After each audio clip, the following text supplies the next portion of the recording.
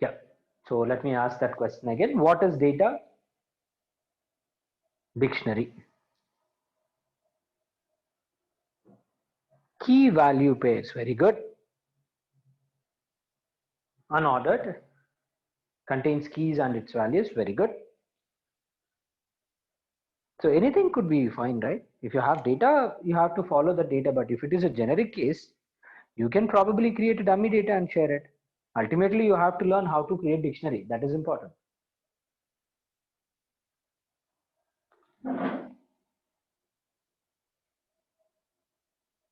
Yes, key and value form. Right. That's correct. I'm assuming you have done the data dictionary only. Key and value pair dictionary has been created. And okay, let's proceed further. Okay, we have a lot of things to cover.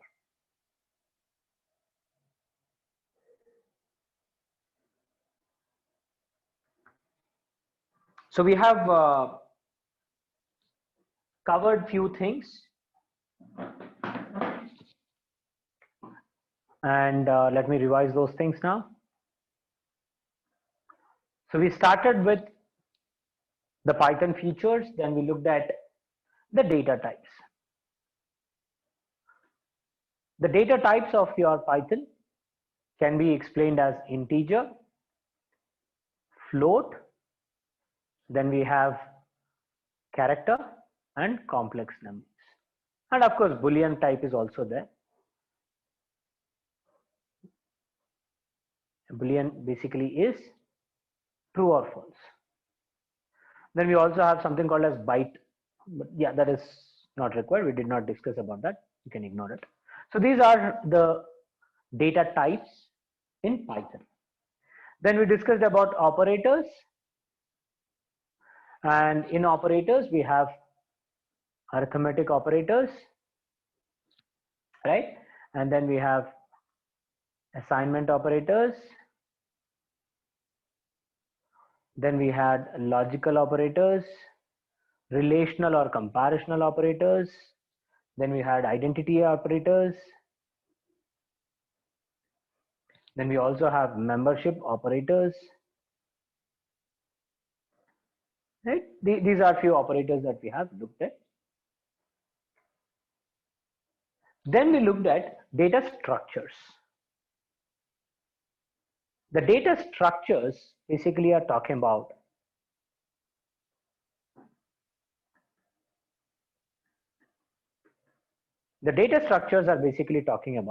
the data which is consumed in Python or which is being manipulated in Python programming.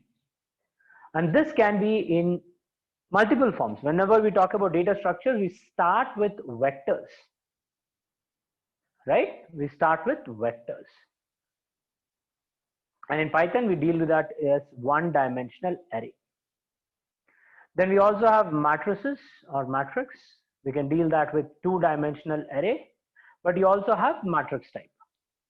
The difference here is the dimension. In matrix, the rows and columns that we have, those will, all of those rows will have equal column size. Fixed dimension would be there. Then the most importantly, the sequential data that we need to work with. The sequential data that we have, right? It is, okay, one second. Do we have any meeting ID?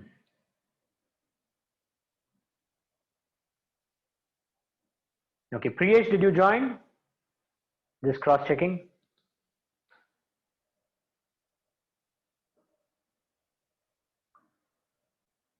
Do we have Priyesh here? Yeah, we have. Okay. All right.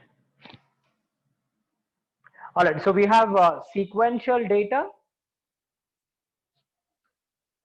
And this sequential data in Python is handled using the most important four types of data, four types of data, or I can say 5 types. But yeah, let's discuss in 4 types. lists and tuples, sets and dictionaries.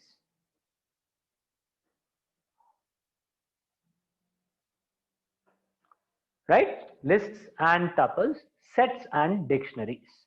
Yeah, the session is getting recorded and I think few people have issues. Guys, please hold on to your questions. If you have any, we will discuss that later. You can also type in your message in the meantime. All right.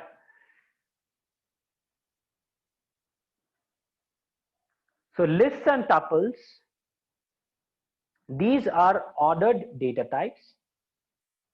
Both of them are ordered and both of them are indexed.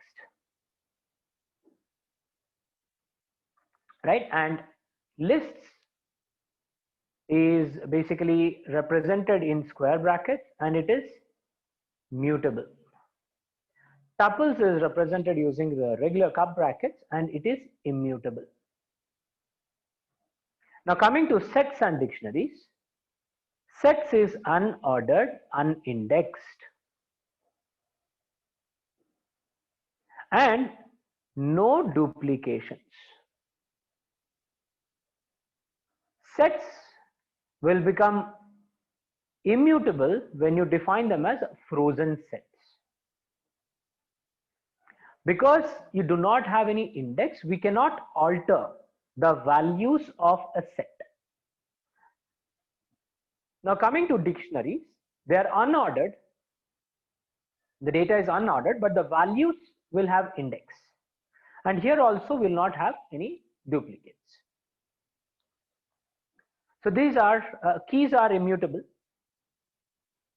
Keys becomes immutable here in the dictionaries. These are the four broad data types that we need to look at. And along with this, you will also have strings. Here you are talking about operational data. You can talk about numbers and all that. Whereas in strings, we talk about character data. Okay, let me take a. Okay, everybody else, please confirm if my voice is low. Is it only for Pradeep? I see Pradeep saying the volume is very low.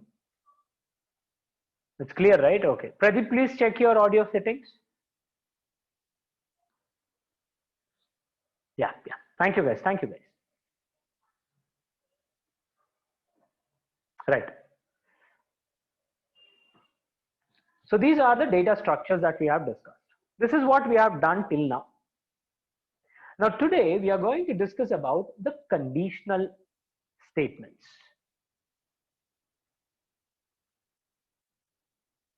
The conditional statements that we are talking about, whenever you say conditional statements, right? The default conditional statement is if condition. You say if a condition is satisfied, do a task. If a condition is satisfied, you are saying do this task.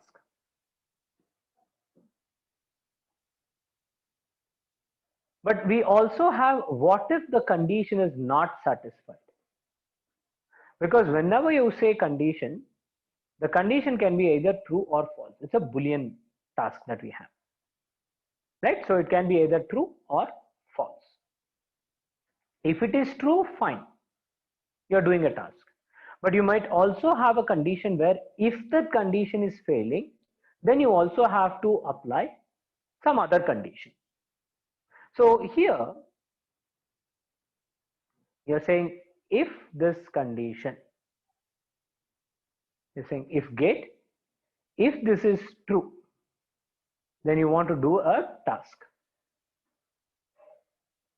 If it is false, then you're doing this task and proceeding further. Right? So this is how you can explain if condition. And when you talk about conditional statements, we'll have if statement, if else. This is the most standardly applied if loop. Then you also have if, else if conditions. You might also have nested if else. Okay, multiple if conditions can also be there. These are various options that we have. So let us try and deal with this in our code. So I will go to Spider. I'll scroll down all the way. And here I will try to type my code. This is strange.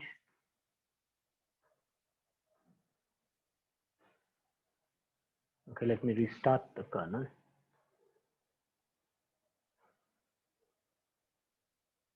Okay, my variables are gone.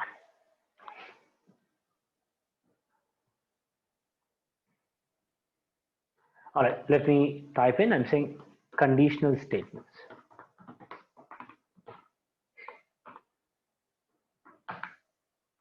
We are going with if conditions. So always remember, we put a condition if, then you write a condition. And whenever you're writing a loop, right, whenever you try to write a loop, then you would get this right indentation problem that we need to take care of, right?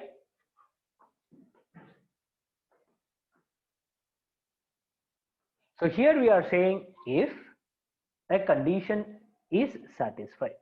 You can write any simple condition that you can think of. So let's see what do we have in the code. Okay, we are putting a condition, defining it as true, and then okay, a simple command that I'm typing. So we are saying is underscore male, and I'm using the same condition. I'm saying true, Boolean output. So I'm defining a variable here is male, and I'm saying it is true. So let us execute this. So it is a variable which is getting defined now. Okay, it's a Boolean output. The value is true, and you're saying is male. Right? Next, we will say if this condition is satisfied, if is underscore male, then you say print male. So what is happening here? I'm not typing anything else. I'm just typing here till here. So if this condition is true, then it will print the value. Now I'm saying is male. The output is true only, right? So this should print the value. Okay, let me increase the font size here. Yeah.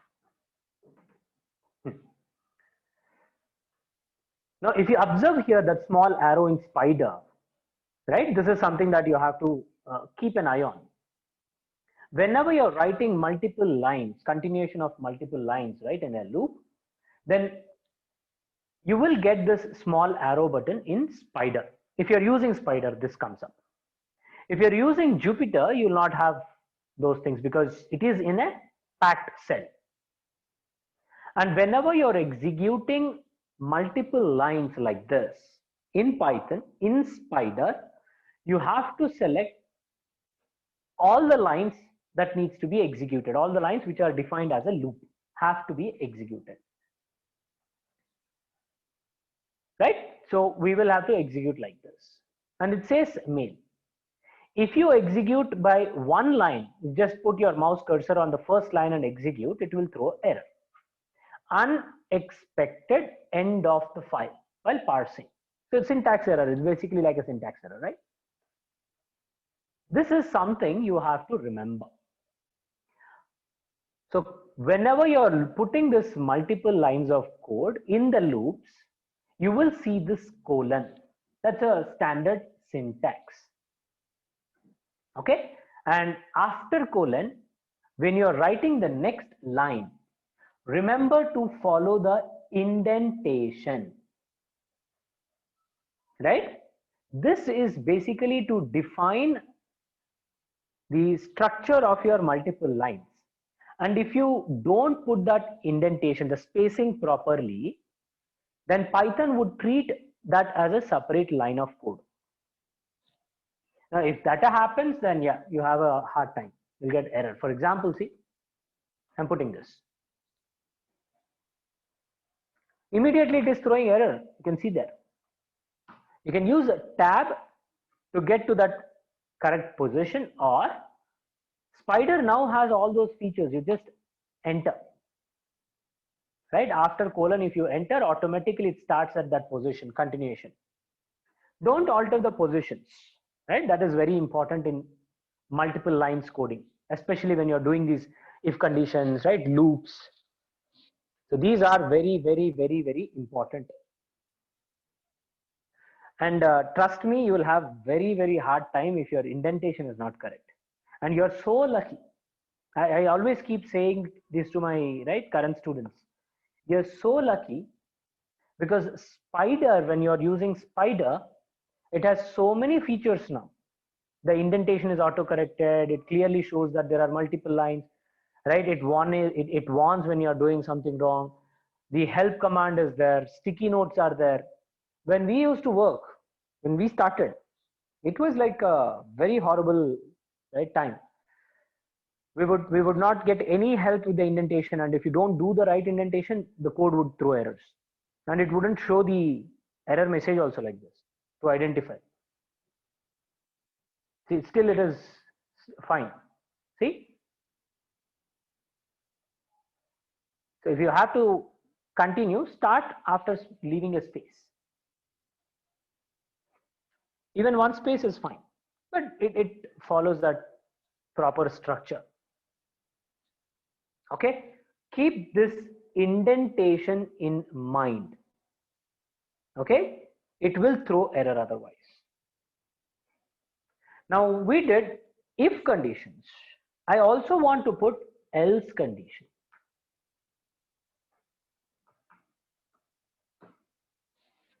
What is that else condition I want to type? Print female. And look at that. It's clearly showing the error. That's because the indentation is not full. Now you don't have any problem, right? So if you execute all the lines together, you have to execute all the lines together, okay? Remember that. Only then you get that complete output, okay? Logically, you can also execute two lines, okay? That is because you can see this arrow button. If you expand it, you're getting that. If you minimize it, it's going, right? It's going off. So this is, right, your male female condition. If you say here false, and if you define this, and if you execute this, it says female. Because this condition is false. If false, you're saying go to this route. You can also write very simple commands. You can do a lot of such things. Say, for example, I'm going to write a simple comparative operators here. Okay, conditional statements, we'll do comparator operation. So I'll define A is equals to, let's say 10, B is equals to 20. Okay, I'm defining A is equals to 10, B is equals to 20. And I'm saying if A greater than B, put colon, and then you say what you want to do. You might say, in this case, you might say, if A is greater than B, then do A minus B. Else, do B minus A. Right? So I'm writing a simple logic. I'm executing this. And I'm executing together here.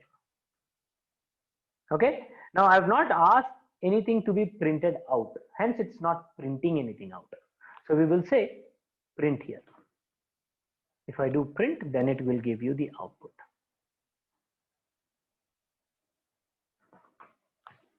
Now it will throw the output 10. Because A is not greater than B, 10 is not greater than 20, right? Hence this is not executed. This is executed. Very, very simple logics, right? If conditions. If else if is also there, right? So let's look into a simple condition. I'll expand the same condition here that we have. If else if, this is if else. I've executed only if also. Now we are looking at if else if.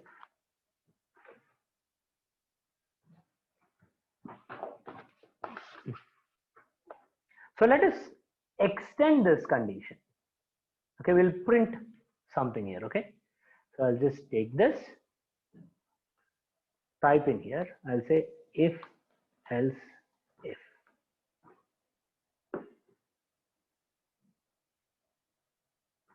Right.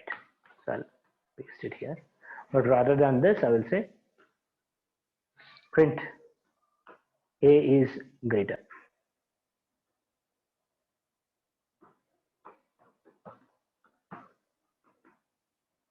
Else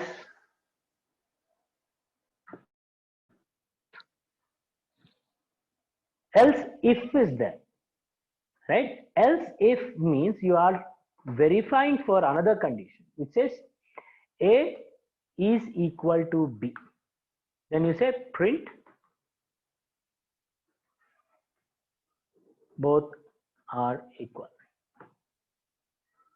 Then you say else B is greater. Simple logic, right? A, B, C. Now you're executing this and you get B is greater. Because both these conditions are failed. Hence automatically you get B is greater. So this is basically how we do if conditions, if else if conditions, right? You'll also see nested if conditions. Those things will also be there. Nested if means you first have if conditions. Within that task, if a condition is satisfied for the if condition, then you go into another if loop, right? That's your if nested if conditions. I think I do have that. Yeah, this is nested if conditions. So we are saying I'm passing score is 500, money is 2000, age is 65. These three values are being defined, hard coded. Then you are verifying if the score is greater than 100. 500 is greater than 100, right? Yes. So you will get a message saying you got good points, right? You got good points. Then within this if condition, you are starting another if condition, which says if you are having money greater than or equal to 100, then you say you got good point. Then you say you win. Greater than or equal to 5,000, then you say you win. Right? Inside that if again you are saying whether your age is greater than 30 or not. If your value is greater than 5,000, you're going inside it. But what is my money? Here I'm passing it as 2,000, right? So this condition is failing. So you come to the corresponding else condition. Corresponding else condition, you see the spacing has to be appropriately given. If you do not give this spacing, then for this if, this else would consider. Right? We go to that position. So we basically have to look at if else conditions with these spacing. As I said, indentation is very, very, very, very important. Okay.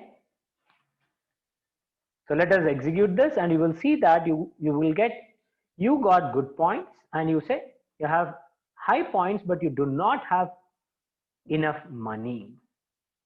It doesn't even look for the age condition. It's not entering into that if loop. So this is what is updated here. Right? All right. So this is basically your if conditions. If the condition is satisfied, do a task. If condition is not satisfied, then do another task. Okay, very simple if conditions. Then we have loops, right? The loops can be explained in two forms. Okay, you can do a lot of things, Sundar. You just have to explore. Okay, just try and explore.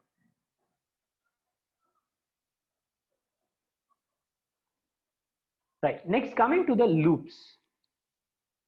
Loops basically are of two types, pre-loop and post-loop.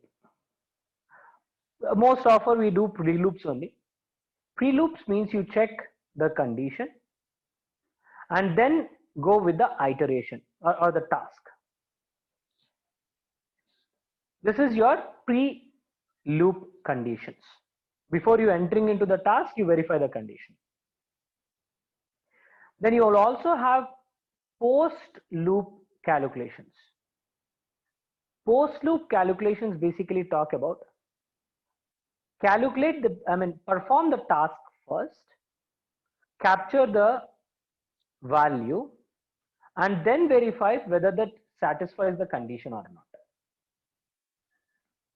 Okay, generally post-loop conditions will be in a nested conditions, hybrid conditions, like if condition is there and then you will have while condition, or right, these kind of if and for loop, these kind of things will be there.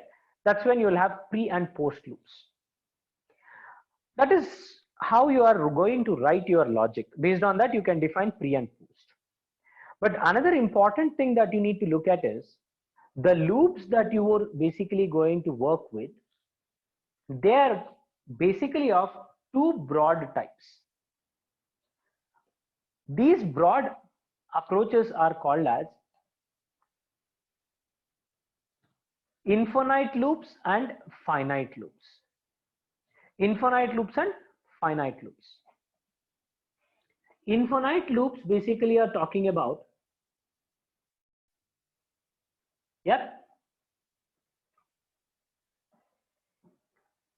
something which basically keeps going. Infinite means there is no end to it, right? There's no end to it. It keeps going unless until the condition is satisfied.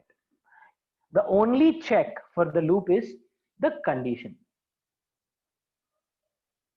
Okay?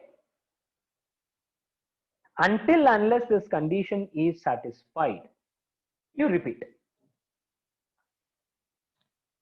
Okay?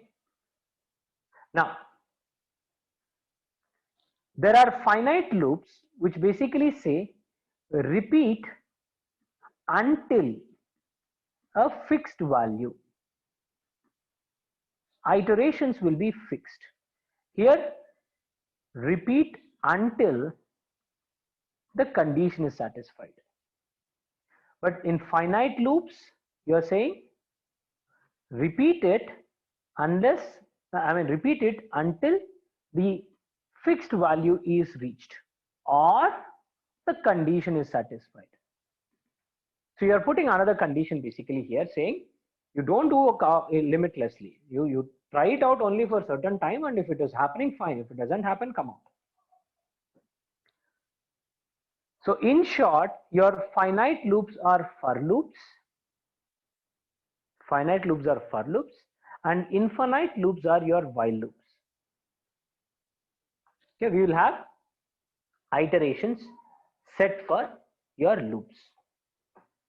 We'll use range, we'll use iterators, right? We'll also use break conditions, or we can also have if else conditions, right? Else conditions can also be there for else basically. So all these are different approaches that we can have implemented for loops. Now let me explain a simple while loop, and then we will look into this complex while loop. It's a very, very complex while loop that you will have. We'll execute this also, but let me first execute a simple while loop.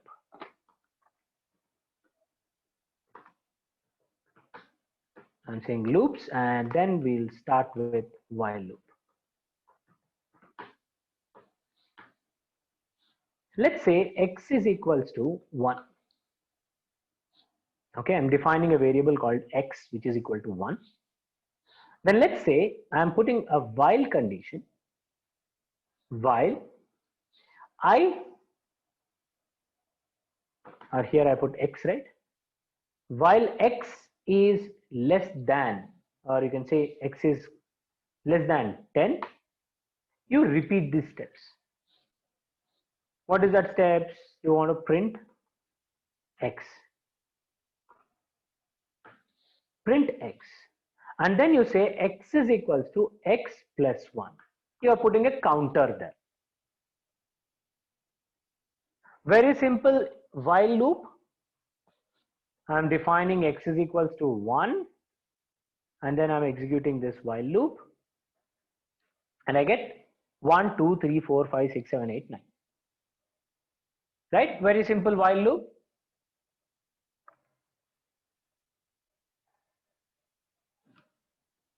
Right? All right. Now, if you see here, I do not have any iteration. I mean, the iteration is there, but that iteration is inside the task. Right? Now, we'll look into for loop also. We'll try and understand the iteration that I'm using will be there along with the condition. But yeah, this is anyways a finite loop that you're writing. It's a while loop, but it's still a finite loop. It has repetitions based on the condition. Next, we also have another very important point, which is break function. Let me explain this and then we will go to the conditions that we need to do with our default code. You don't want to print till 9. Right? You don't want to try till 9. So in such cases, you would write the code, right, in such a way like, I mean, I'll just add few more lines here. You're printing the value fine, but you'll also say if condition, if x is equal to, let's say 6 or 5, let's say 5, then you want to break this condition. You want to break out. You don't want to continue anymore. Break. When you do this, I would get from 1 till 5 because it's checking for 5. So let me execute this. You see that you get values from 1, 2, 3, 4, 5. Right? So this is your while loops logic. Let us go to the code that I have shared. It's a big code. So you're writing you're basically defining a random number. In order to generate that random number, you need to have this package called random. This package is creating a random number for you. Every time you execute it, it will be a different number. Right? Say for example, I'm importing this. Yeah. Import this random number. Okay, this is in, fine. Let me do this. I need to enter something here.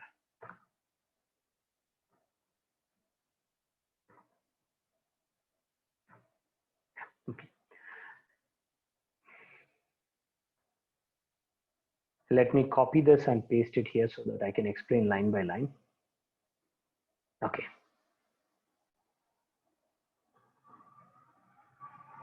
So I'm importing a library called random. Now this library is going to help you generate this random number. Okay. If you say random.random, every time you generate, look at that. It is going to give you a number which is going to lie between 0 to 1. Every time you execute, random number will be generated. Now I'm multiplying this random number with another integer called 20. You can hard code it, you can give any number there. I'm giving 20.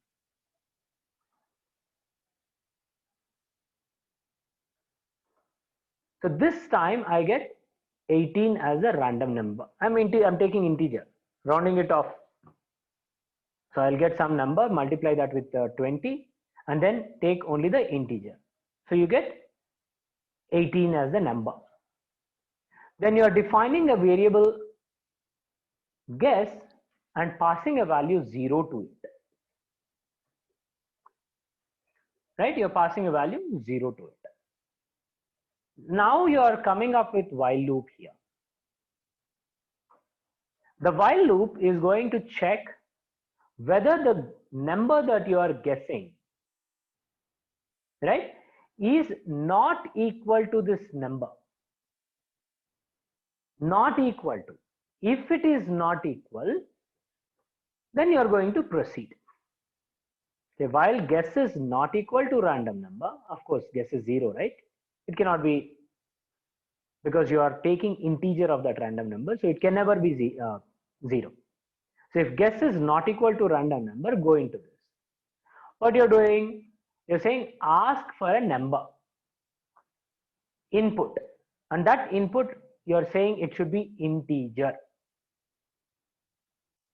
Okay, guess is equals to integer, input new number. Now you're checking if this guess that you have received, I mean the user who is passing this number, did he pass a value which is greater than 0 or not? It has to be greater than 0. Right? If it is greater than 0, then you enter into these conditions. If not, you're going to say that, hey, you are given up. Sorry that you are given up. And you're saying break. Now break is a function which would basically cut the execution there. So you're going to come out of this while loop. If you have an infinite loop, then this is break function will come very, very handy. Right? You're coming out. But if the value, that integer value that the user is passing is greater than 0, if it is greater than 0, then you are saying if that number that the user is passing is greater than this random number which is generated, then you are saying number is too large. Else if you are saying number is too small. Right? You're putting else if and saying number is too small and then coming out. Right? So this is basically how you have if else conditions. Right. So let us execute this.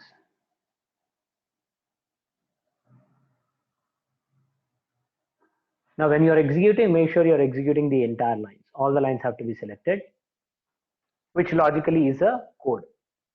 Now when you execute it, you are basically asking the user to pass the number. This input function is to pass the number. So you are passing a random number. It says the number is too small because your random number that you have generated here was 18. Right? So it says 5 is too small. Let's say 10. It still says number is too small. So how about taking 30? So 30 will be, 30 will be greater than the number. Right? So it says number is too large. Then you say 20. Number is too large. 18. When you find that it is equal, while else, if it is equal, then you are saying, congratulations, you won. Right? All right. So this is how your while else is going to work. This is your while loop. As I said, multiple combinations will be there. You can try out on applying those logics into your coding. Right.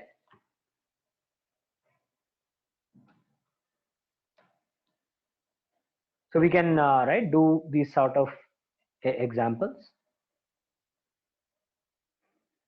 Next, we'll move on to, let's say, for loops.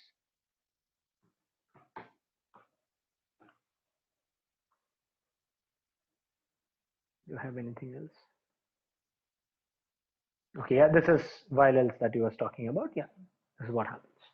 While else. While this is greater than or less than 5, you print this and keep typing that. Right? If this condition is not satisfied, then you're going to say it's not equal. Okay? Yeah.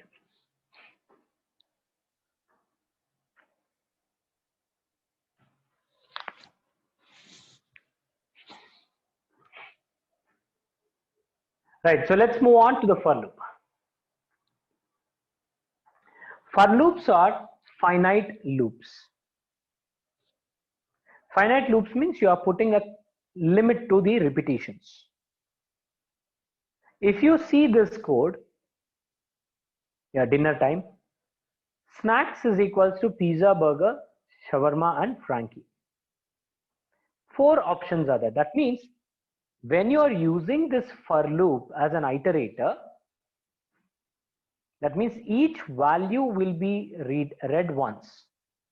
So how many values are there? 4 values are there. So you can repeat this for loop only 4 times.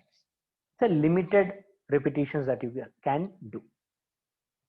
So first deal with this. You say snacks is equals to this list, and then you are going to do an iteration. Iteration basically means you are going to read each value separately from your for loop.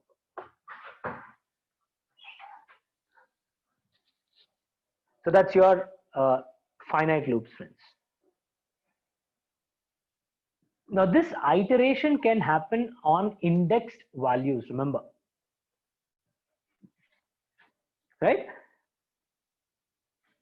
But of course you can also apply it on a set because individually it is looking into all the values.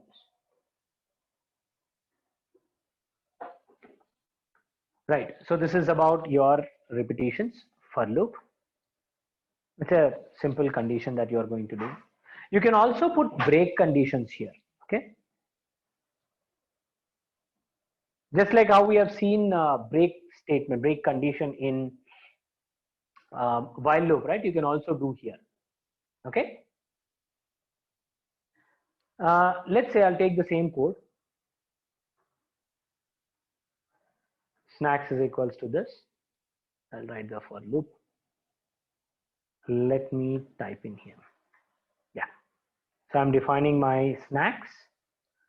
I have a for loop where snack is a variable, a pointer, an iterator, which is going to sequentially go into this snacks variable and pick each value individually.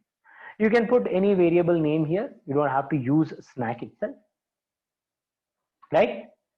And you can also type this. Remember I said break condition, right? If your snack, let's say, is shawarma, then you are going to say break the loop.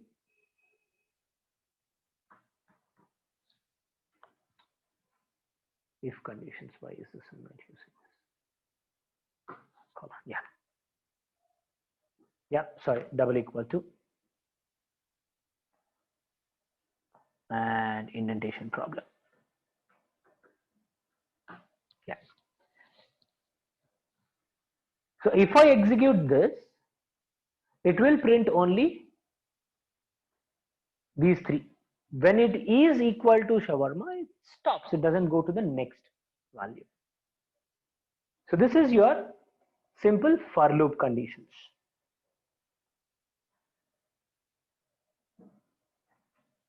Right. Then we have right, various other things that we can discuss. We'll proceed further as and how we'll see. I mean, in data manipulation also we'll look into all these things. Let's proceed.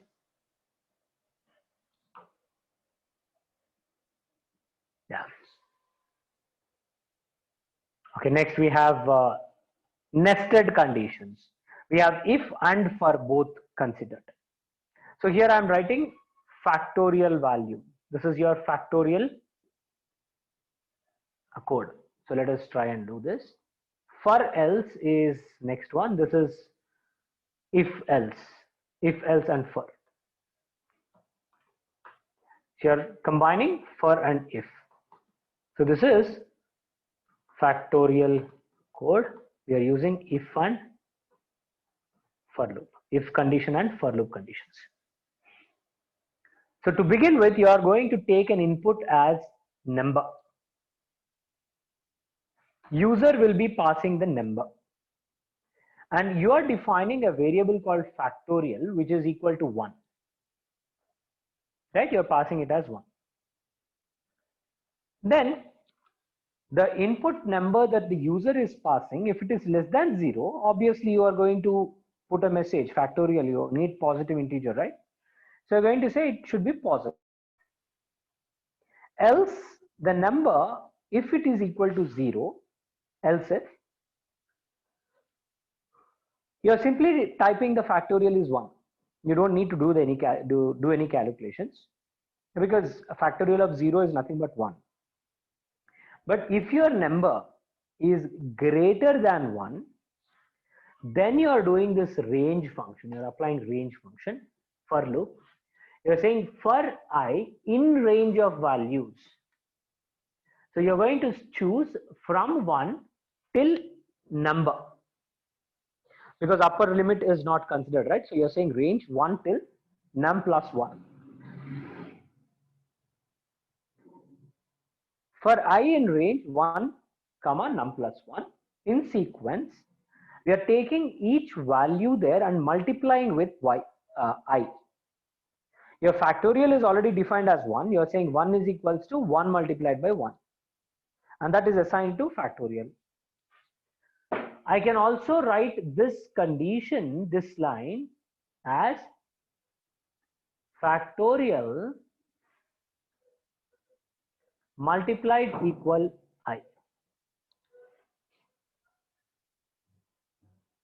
Right? I can also do this. Right? And then you are finally printing the output, factorial value. So let us execute this. I'll have to copy everything so that my loop makes sense. So I'm passing the input number. Let's say I pass 5. When I pass 5, it is going to execute the output 120. Because I have 2 spaces, it's printing like that. 5 factorial 120, right?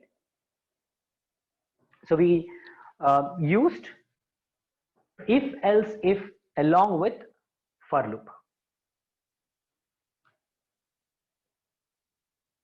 Right? This is your if else loop with for loop.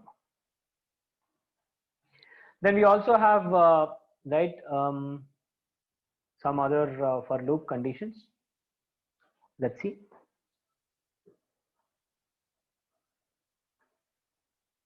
Yeah, for else, and I'm using break function also.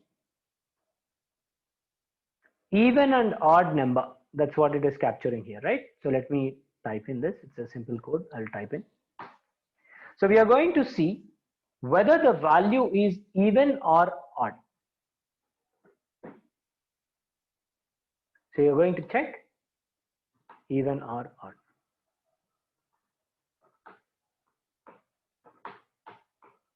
So first we'll define some numbers, okay? N is equals to 1, 11, 15, 31, 33, 79, then 99, okay? Some numbers. So this is your list. Now I'm writing a for loop What we have to do, we have to write, we have to take each value of this n and then divide this with 2, right? So for I, let's say for I in n, if I is divided by 2 and if you get remainder as 0, then you're saying print even numbers.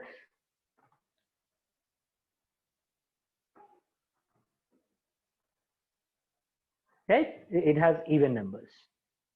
It doesn't print what are those even numbers, it just says whether there are even numbers or not. Right? That's if condition. Now I'll say else condition. Else print only odd numbers.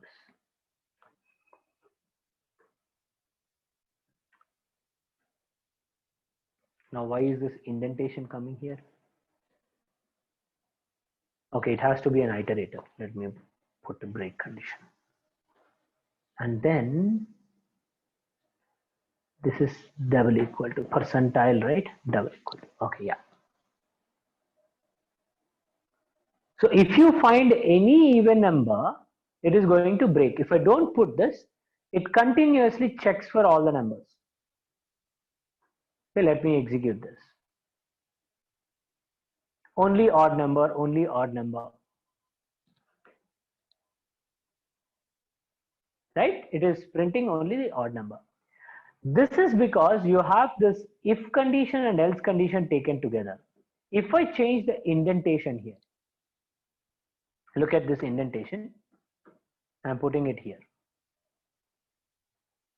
Now see the output. It prints only once, it doesn't print multiple times. Right? Because the condition is now put, the else condition is put along with the for loop. Now if I put even number, let's say this is 16. Let me deal this like this. Now if I execute, it says even numbers, but it is also checking for the rest of the numbers. Right? Hence it says after 16 it is having even numbers also. So we need to put a break condition here. Now if you do it, it will break as soon as it finds even number. Found a even number. This would be more appropriate. If you say as soon as it finds an even number, it will stop. If you don't put break, it continues even after that. So it will print that, it will print this also. Right. So that is your break condition.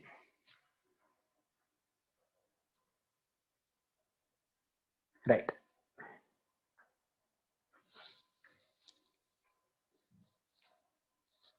Looks like after end for else gets executed. After end, why end? You don't need end after. What is it doing? Understand the flow. It is taking I as first number. 1 divided by 2. What is the remainder? Not equal to 0. So what it will do? It will have to print this. Right? Isn't it? But you are doing a for loop. It keeps going on. It repeats. It comes here. 11 percentile 2. Again not equal to 0. Again check. 16 divided by 2. Yes, this is equal to 0. So what you're doing? You're executing this. You're printing this. I'm not put break condition. It's only checking for that condition and moves on. Then it again checks 31. Is it equal to 0? No. So it proceeds and finally it prints this.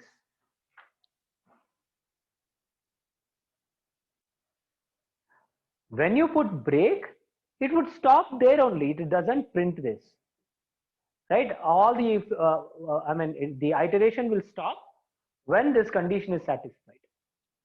That iteration will not stop if that iteration is not broken down. So that's the break condition that we have. Okay, somebody was also saying break. Okay, when we will get the statements or you are given, you try out, Kiran. Did you try that code?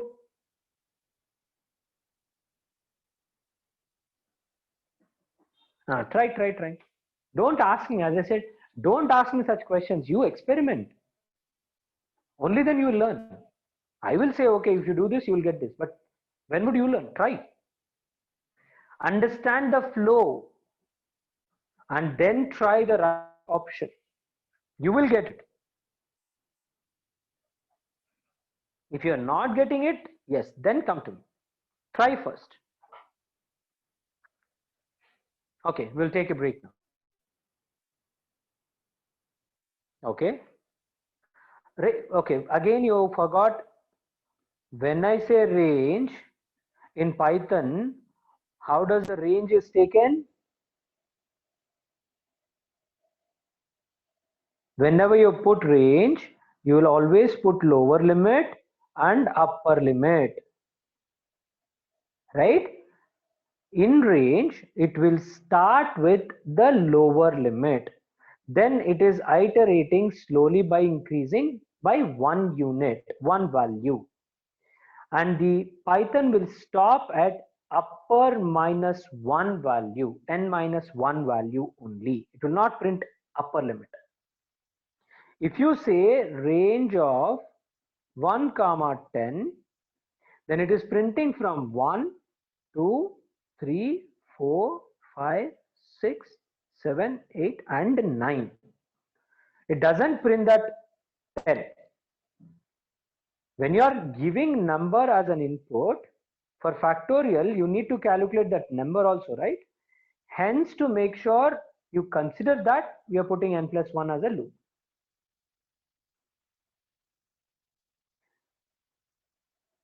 Huh? Show the output of line 38. What 38? Did we start with 38? No.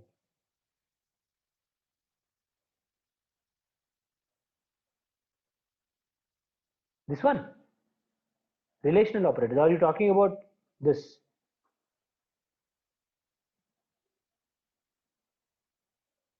Did we execute anything here? No. The output one. What output one?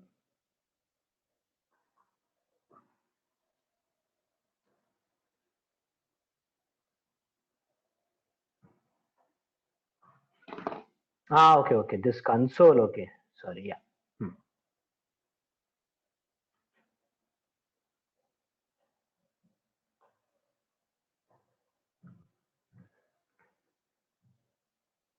Okay. Again, guys, I'm saying if there is any doubt in the conditions, in the commands, try it out first.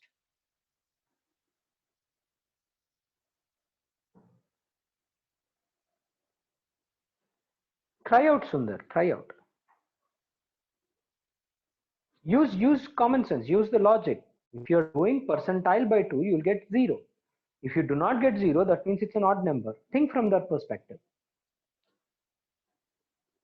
After else, it is showing invalid syntax. Please, which command? The same thing that you are seeing on the screen, Srilata? Line number 505, 509, that one?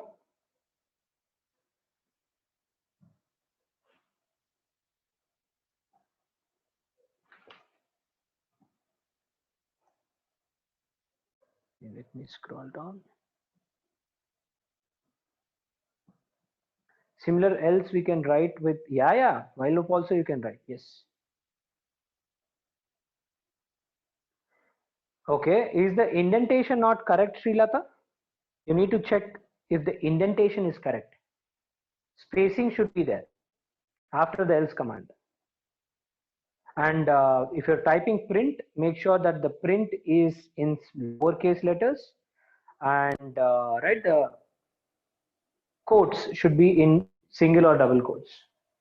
Indentation is what you will get error with.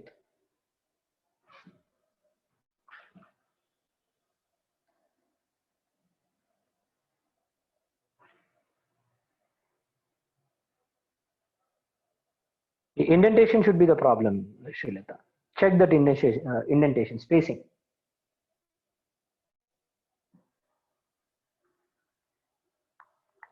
Did you put this colon?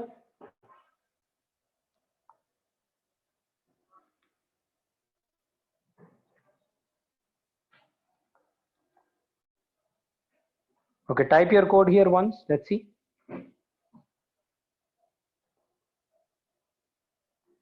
We will finish this and then take break.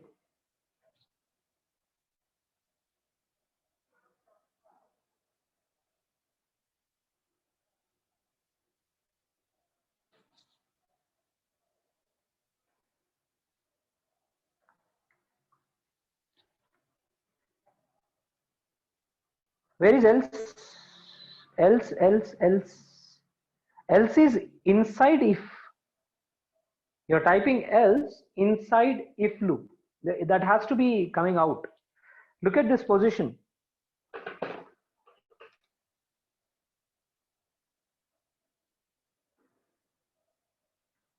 Here I have if. Do I have else there? No, right? Else is under for loop. That order should be properly maintained. As I said, indentation is important. What you are trying to do is under if you are putting else condition. But after else you are not putting print. You are putting print outside. If you have else, print should start here, not here.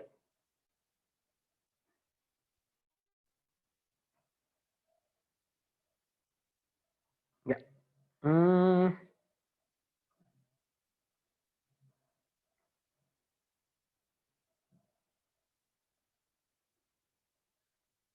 If else can be used there, people. Or you can also put and conditions, and operator. Remember the comparison operators that we looked at? Logical operators, the first class, and operator can be used there.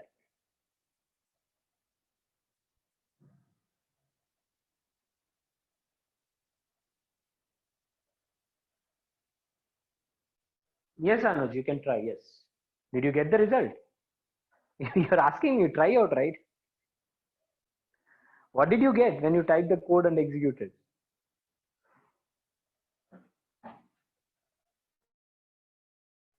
Okay, guys, we'll take the break, come back, and then continue. Okay, we'll see that. Okay.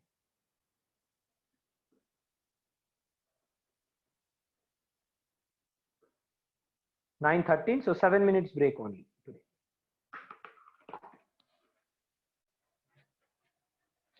Yeah, we'll see. We'll see.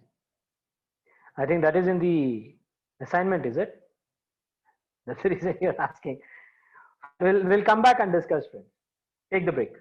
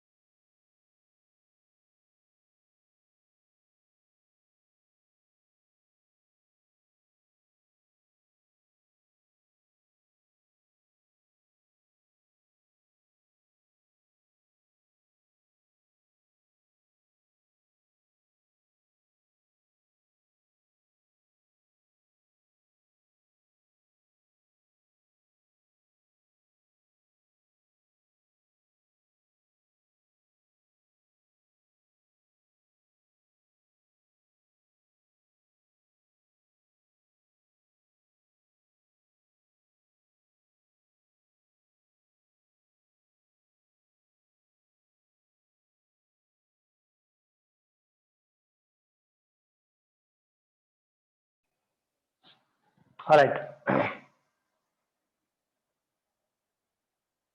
Yeah, assignment 2 and 3, right? Avanish. Yeah, Avanish. Um, I clearly mentioned in the Friday session it was assignment 2 and assignment 3 because those were relevant for you people. That's what we covered. So Sunday, right? That was the deadline. For weekday classes, it would be Sunday midnight would be the deadline. Before the clock ticks Monday, you have to submit.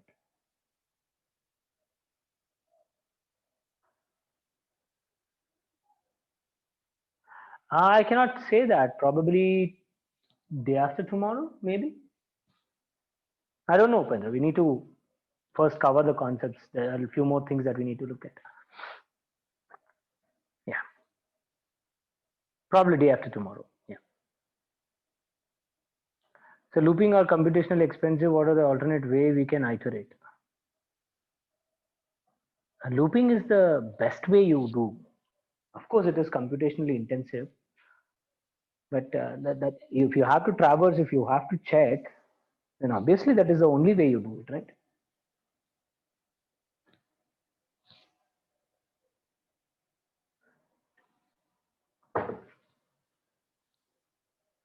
And I have a question says I tried the operator but syntax error. Okay. Yeah, Vamshi is given some result. Yeah, if both the conditions are satisfied, then it says true. You have to put and Vamshi, not or. Or basically is or gate basically says at least one condition satisfied, it is true. So you have to put and condition there, not or.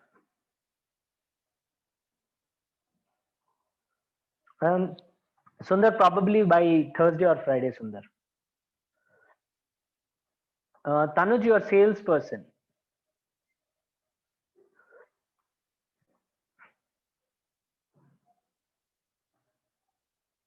What will be the difference if we include if and not for?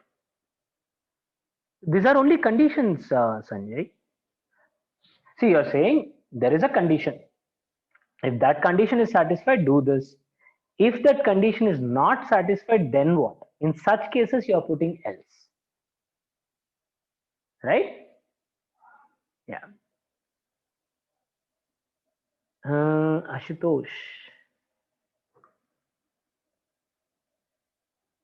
What is that, Ashutosh? What do you want me to look at? Unexpected indented error. Because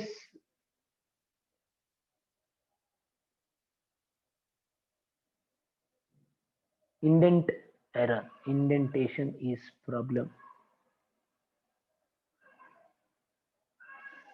Looks fine to me. If Ashu, then print this, else print that. Okay, that could be yeah, Sundar. That could be the problem. Yeah.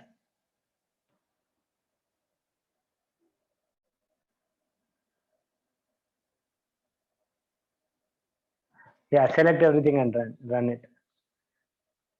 And means both condition needs to satisfy or any one condition satisfies. Anuj, when you are trying to say if the value is falling between 25 and 55, if you're saying x should be there between these two, if you're saying x is greater than 25 or x is less than 55, then at least one condition is satisfied, it is going to result as true. You'll not get this. It has to be between them. So you're saying mandatory and one condition is false, that's also fine for you, right? So our condition is saying both have to be true. Okay, only then you get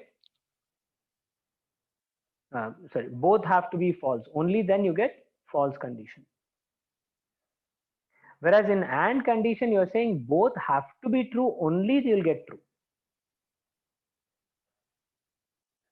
Yeah, that way what you're saying is your X is less than 25. Sorry, X is less than 25. You're saying X is less than 25 or X is greater than 55. Hmm.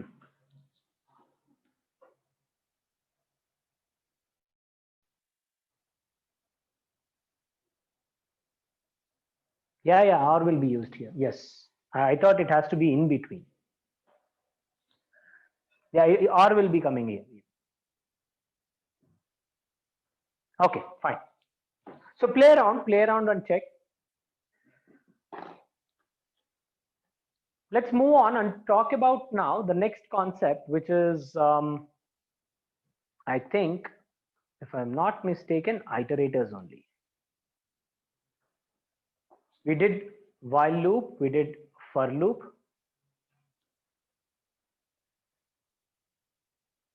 Okay, then we have iterators and then generators. Now, when we talk about iterator, remember iterator is basically a value which is repeating, right? Or it is trying to consider one value at a time, right? In sequence, it counts. So it is an object which allows the program to traverse through each element, right? So this is a small function. Iteratable value is machine learning. You're creating a string and you're creating an object. ITER is the function. Okay, that function will be used to iterate into the values. Right? You don't have to again say something else. You just use this iterative function. It would read each value of that object. So if you see here, I'm defining machine learning as a string, and then I'm defining the iteration here, iteration function on this machine learning value.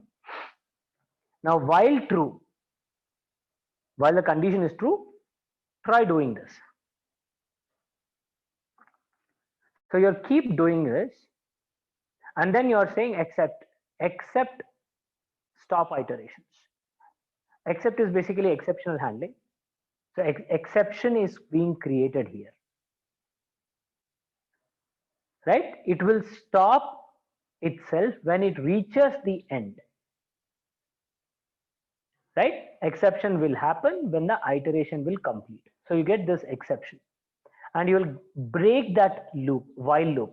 Remember, while is a infinite loop. So you are basically writing an infinite loop this way.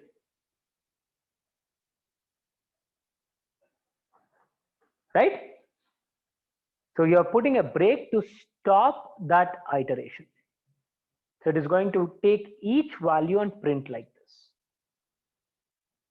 Right? This is your iteration. And yeah, any iteratable objects you can take, like you can take list or tuples or dictionaries. Sets can also be used. Right. So this is basically your iterations. Then we have something called as generator. Generator, basically it is a function, right? And it returns generator object without any begin. I mean, you don't have to start. A generator is a function that produces or yields a sequence of values, right?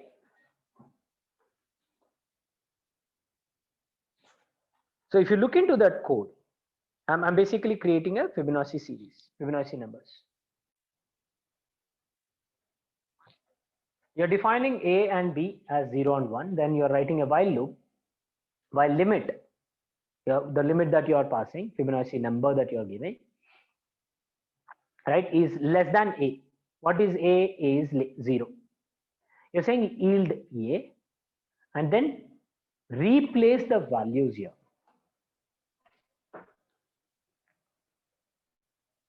So initially your A is 0, B is equals to 1. Okay, you're printing it here. Then you're checking A is less than limit or not. What is your A? You're putting A as 0, and limit is something that you will pass. Let's say in this example, we are passing 5. A is less than 5. Of course, 0 is less than 5, right? So we are entering into that loop. 0 less than 5. So you're basically getting yield statement is being used, right? So you get A. Then you're saying A is going to be taken as B, whereas B is going to be taken as A plus B.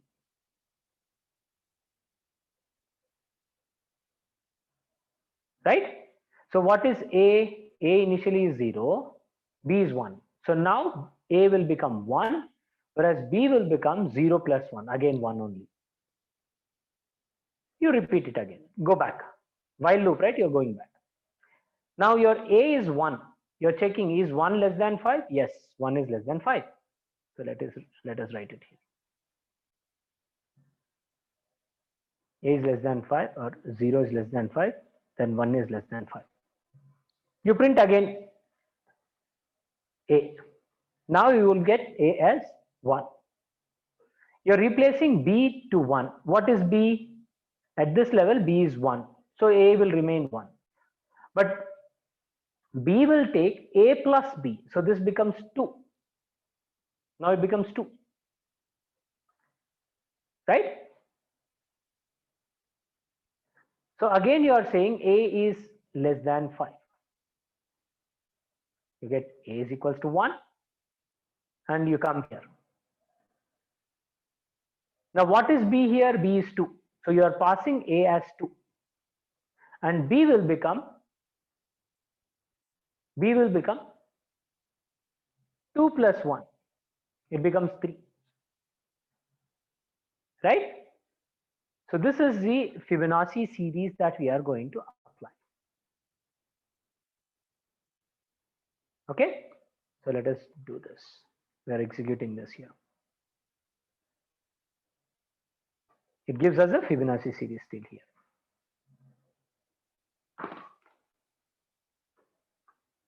All right? Next, iteration. You're doing this iteration. You're printing the value. Okay, you're printing the value until you reach that exception, which is basically the end of the value.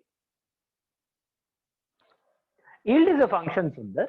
It basically is a function which looks at what is the value, past value. Based on that past value, it is iterating itself. So when I execute this, it is going to look at each and every value and print like this. Right? Increment, no, not increment. Yield is a function. It's just a function which is repeating the previous execution. Or you can say yield means it memorizes value A. So you can think from that perspective.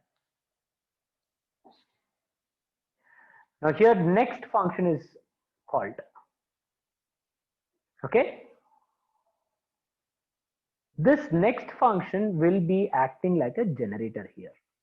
Okay, you're generating the sequence from here. Okay. All right.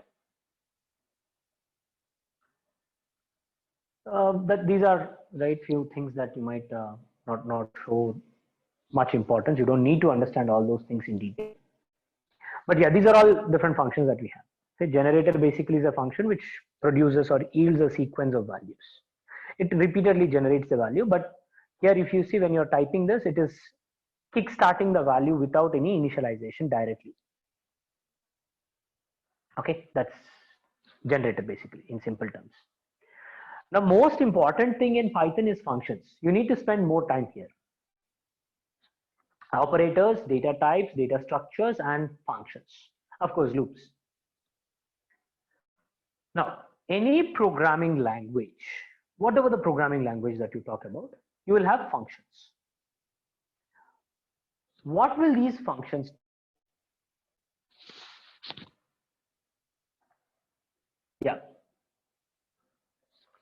Or let's say, what is the definition of a function, guys?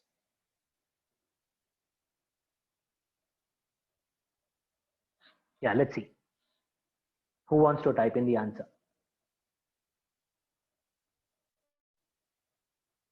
Yeah.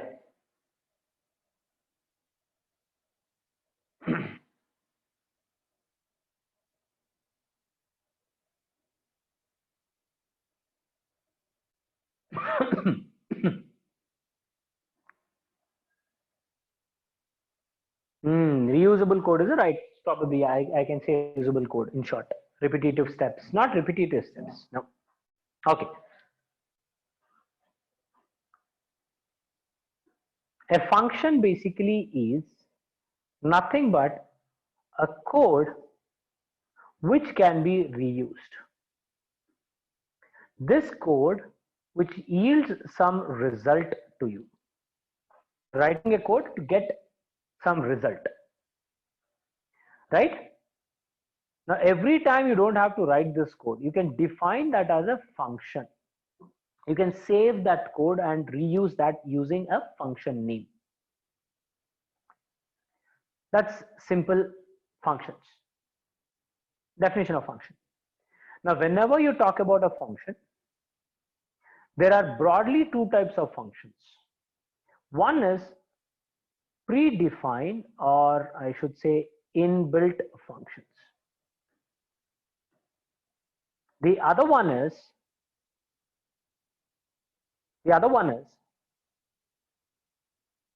custom functions.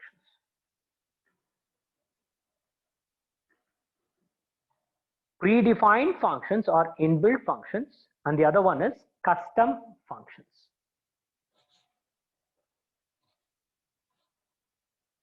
Right? Any programming language that you take, these are the broad two types of functions that you will see. We'll talk about custom functions also. In fact, that's what we are doing now. See, for example, here, you're typing this code. 4 times you're typing the code, right? Rather than doing that, you can define a custom function like this. You're writing your own function. And you just call that function. You don't have to type everything again and again. Now, the syntax to write a custom function. You say define and then name of the function, and you also pass the arguments. Within that cup brackets, you are passing the arguments. And because you are writing a condition here, statement here, you are putting colon. And after that colon here, you would have the indentations. Okay. Now, who is that every day at the same time is switching on their cameras? Is it the same person or is it different person?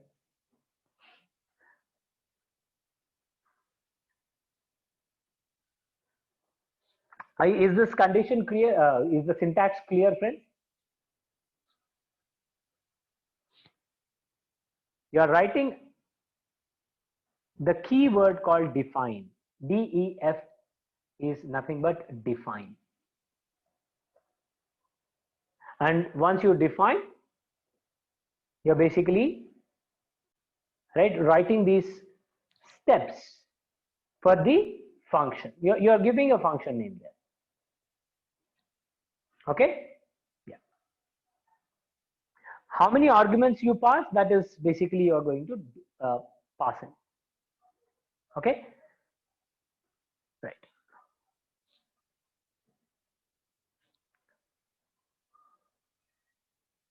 Yeah. So if I execute this 4 times, you get the repetition 4 times. But I am typing this define function. I'm not passing any arguments. When I'm defining this, it will print the output. So I'll just say this, and you get hello function. So you have different functions like this. I'm passing here the values. right? And this would print the output. You can do any custom functions. Say for example, you are typing another custom function. Let me type in that. Okay, let me type a function here. Okay, define, you give a name called hi, you say name, and you print something. Print hi, and then sorry, this is a string, right? So you have to put string hi, write the name. You simply put the name. And string manipulations, if you remember, you are putting the string manipulation here. You are defining this. Okay. Now your function name is hi. So you say hi. Sure. I'm passing this as an input. Right? And it will be printed. Okay, this is why this is not printed. String, right? Okay. Yeah. This is string, so I'm passing it string. So just taking the input and passing it. You can pass any name there. So generally what happens is in an application forms, you might want to write something like this, automated messages. So you're passing the parameters directly there. Right? These are the simple custom functions that you can write.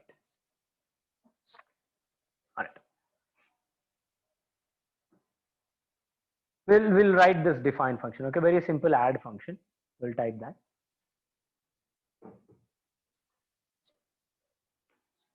So I'll say define add. You say n1 comma n2. Two numbers you need, right? For adding you need two numbers. So I'm passing two arguments. I'm calling them as n1 and n2. You're simply saying return n1 plus n2. That's it. Very simple custom function you are writing. You're executing this. Now when you want to add two numbers, you'll simply use this function called add and pass that number. Now if you pass three arguments, it will not work. It will not work with three values. You can try and do this. So I'll put a comma here, it will not work. Add takes two positional arguments, but three arguments, right? So the arguments that you are passing is also important that we need to look at. Right? These different kind of arguments are there. We call them as positional arguments, formal arguments, right? Actual arguments. Different things will come into picture.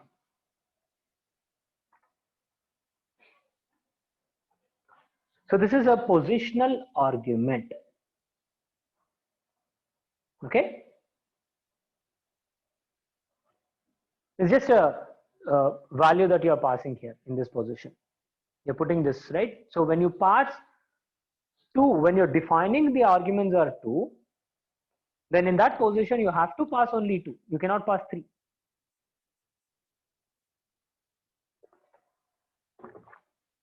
Okay. Right. So this is a simple add function that you are defining. All right. Next, when you talk about these arguments, right, we'll also have to look at, as I said, arguments, different arguments are there. Okay.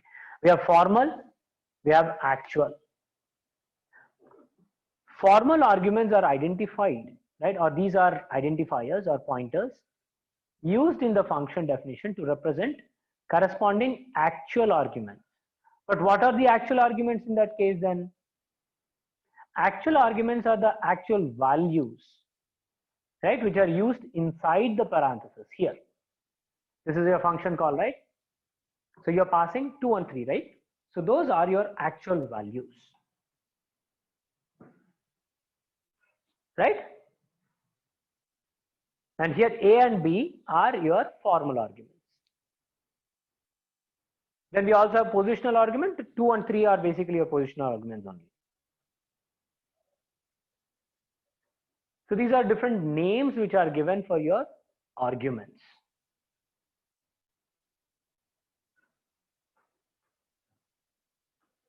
Right.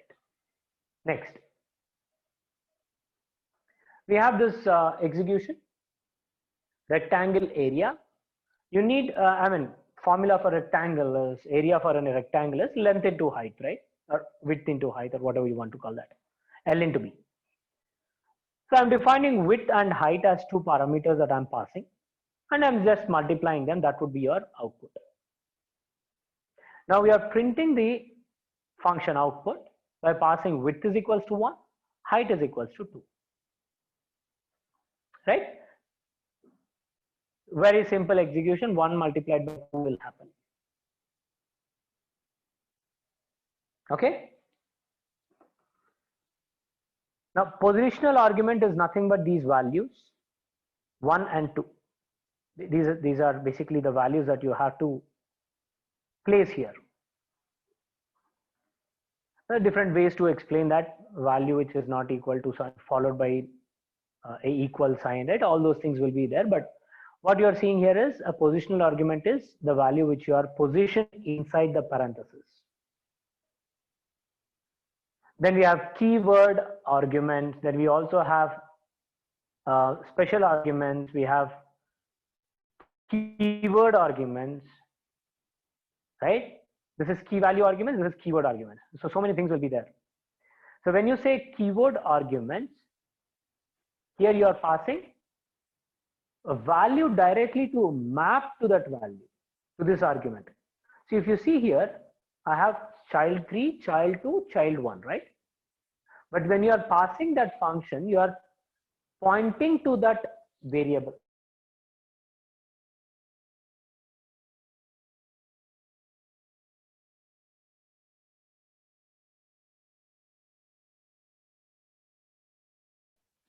Why?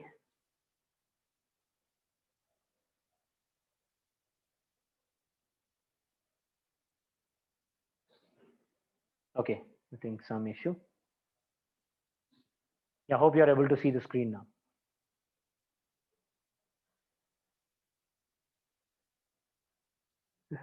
Okay, yeah. So we are talking about this keyword arguments, right? Key and value pair syntax is what we are looking at. If you see here, I was saying child 3, child 2, child 1. It's not 1, 2, 3, rather it is 3 to 1. Now, when you're defining your function, you're specifically pointing to that positional, that formal argument. Child 1, you want to pass this, child 2, child 3. If you do not put this key value, child 1 as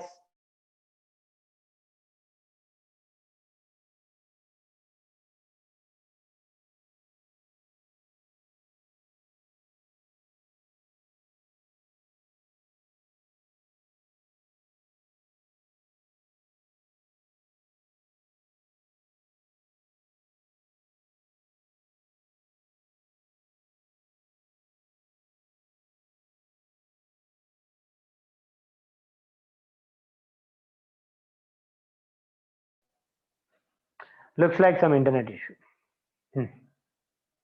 Fine. All right. So this is basically the positions. The keys are child 3, child 2, child 1. Those are the keys.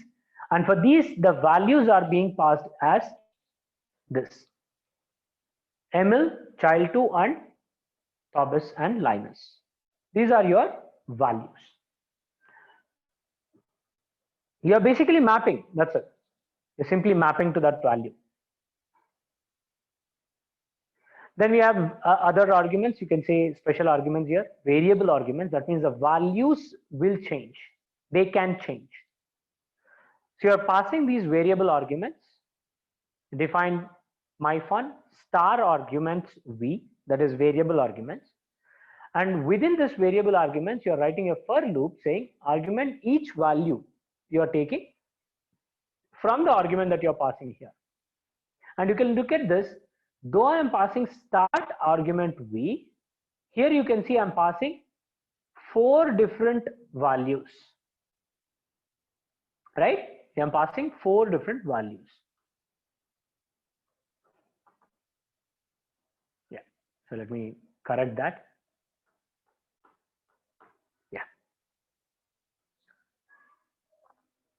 Yeah, so I'm basically passing this values.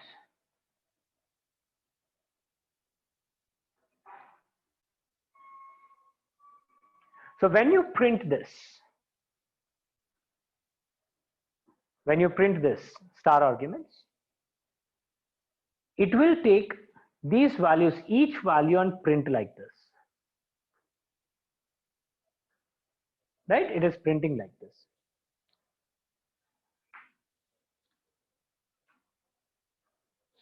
This is basically star basically saying you will have multiple arguments.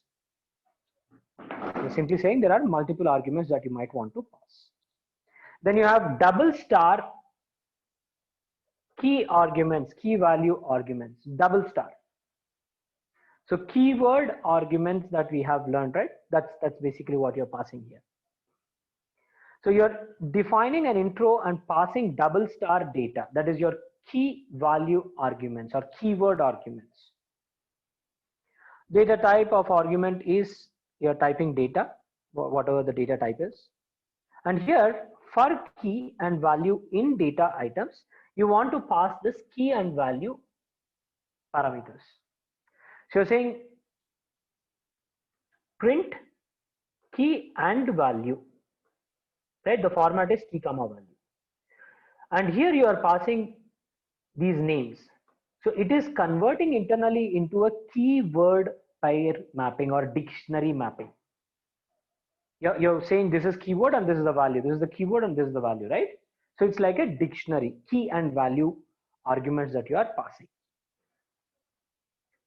So this is the keyword, first name, and then this is the value. This is the first name, this is the value. You can define different keywords.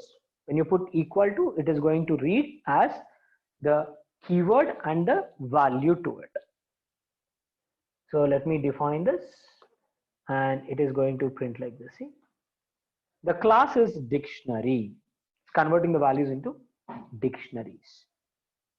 Keyword arguments. Then we have cube function, the custom function cube, very simple. Then we can also do a null function. It doesn't do anything. That is your hello function. It doesn't do anything. It's just you're passing that. That's it.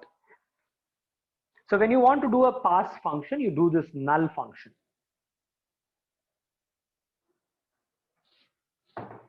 Right? So this is about your functions. Locals and globals. Now, when you are passing these variables, you can define variables as local variables or global variables. Local variables means which are local to that particular function that you are executing. Okay, this becomes local functions. Here you can see I'm defining a function called local, right? So the values that I'm passing inside the local function, those are your local functions for that particular custom defined function. Okay, and then you can also use this global parameters, global values which are defined outside that custom function. So age is 23, name is Somesh, and places, there are different places that you are putting. It's a list. Now when you are defining this custom function, you are defining age, name. You are hard coding inside the custom function, and you are basically passing string, right? This is string is I years old and lives in this string. So you're basically passing the statement and pulling out the values of these arguments.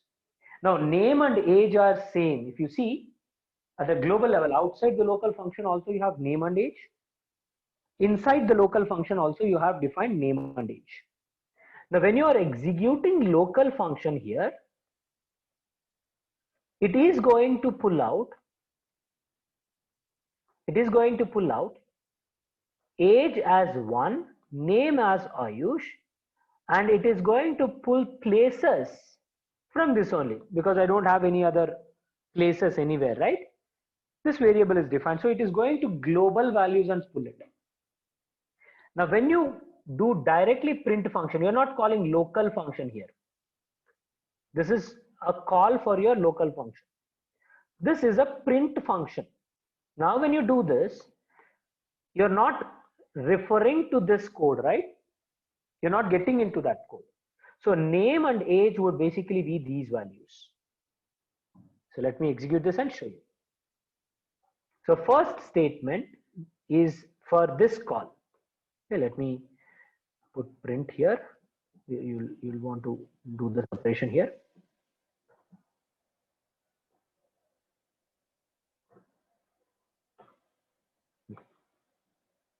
When you execute this, you can see the difference. The first statement is for the local call. So Ayush is 1 year old and lives in Nagpur.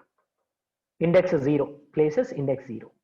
Whereas the second statement that you are seeing here, this is for this one. You're calling places of 2, that means Pune. So this is your local and global functions or parameters, sorry. All right. Star is not a pointer. Star is like you're saying multiple.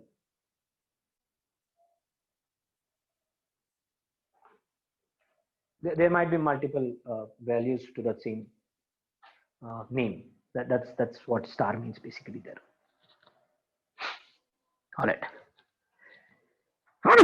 Excuse me. All right. So we will stop here, and I'll take questions. Okay, we have 2 more minutes. Yeah. Yes, Alamel, you can use pass. Absolutely. In place of print command, you do pass.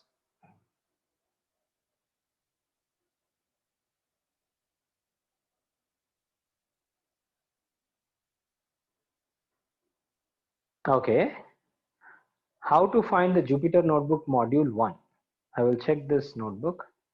No, it's not a notebook. It's not there. Murthy, it's not there. It's just an open source platform. Jupyter.org is a cloud-based platform. You'll not have the code there. You have to get the code from your sales representatives. Talk to them. In LMS, you will get it. Now, I'm not defining any local key. Local is not a keyword. Local is a function, custom function. You can change this custom function to any name.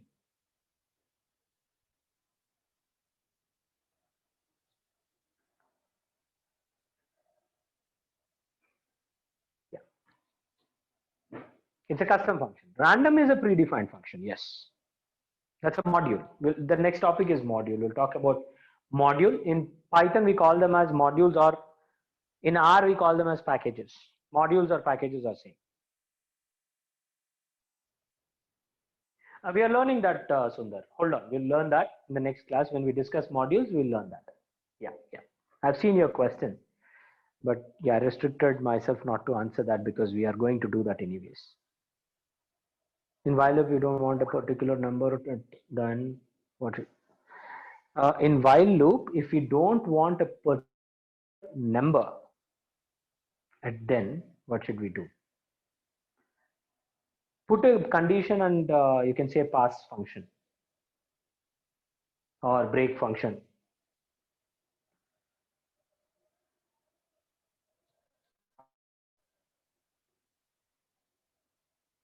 Alamelu, we said we don't want to print anything, print any output in your function. So in such conditions, when you're writing some function, you can simply say pass. Rather than using printing the output for the custom function, you can say pass. Pass is a keyword, right? Return is also a keyword which will return the output or prints the output. So you can basically use, yes, these things. If you add local and global, it will return local variable first. No, it depends on what the function where you defined.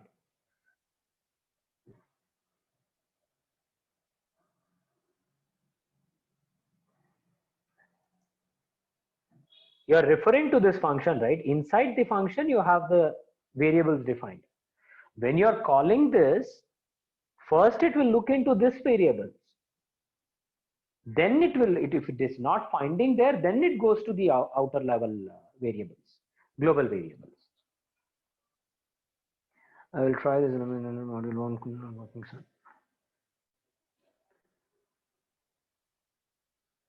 Murthy, which batch you are from?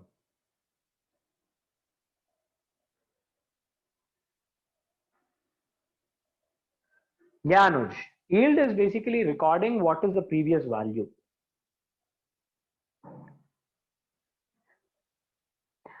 You should have then, Murthy. Others are also able to access it, right? Others are able to access this module 1 library, module 1 code. I fail to understand why you are not getting it.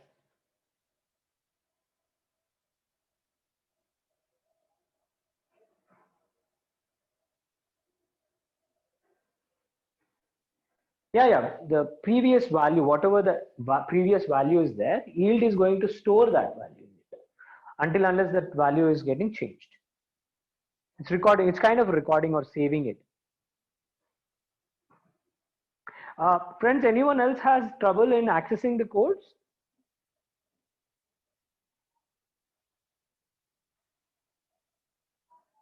No, right? Okay. I think Murthy, what you are not doing is loading that code in Jupyter Notebook. So what you need to do is go to jupyter.org, open your access here. You're going to open the access. I mean the session. Yeah, Vipul, that's correct. I think that is not being done. Are you able to see the file, Murthy? Are you able to see that file? You should be able to see the file. Are you able to see this file? Yes, right? Yeah. So now what you do is once the session is started, you're going to, okay, let me close this. Not required. This is also not required, but let me load it. You see the small arrow button? Click on that arrow and upload that file. Right? You need to select that, upload it, click open. You should see that file here. You see that on the right left side of the screen? Now you double click it, it will open. It will not be there directly. You have to open, load it and open it. It is a dynamic session every time you get new session. And if you're not using it for some time, then the session will also get closed off. You have to repeat the entire process again.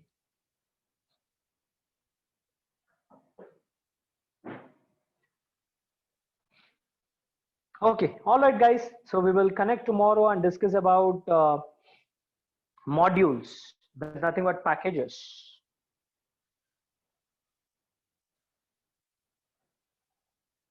All right, thank you. Good night.